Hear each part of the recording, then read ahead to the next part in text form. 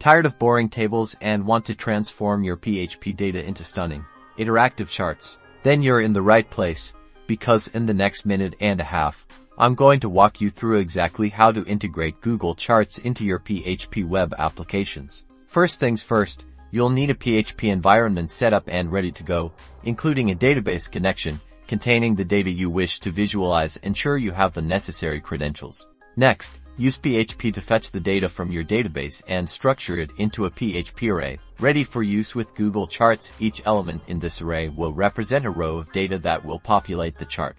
Now, within your HTML file, include the Google Charts JavaScript library by adding the necessary script tag in the head section of your page. This is essential as it enables the use of all the chart functions. Then, using JavaScript, define your chart type, data, and options. Google Charts offers a wide variety of charts, from bar charts to pie charts, so choose the best one for your dataset. Populate your data using your array, and customize the look and feel of your chart. After that, create a div element in your HTML where the chart will be displayed. Give it a unique ID, and then reference this ID in your JavaScript code to specify where the chart should be rendered.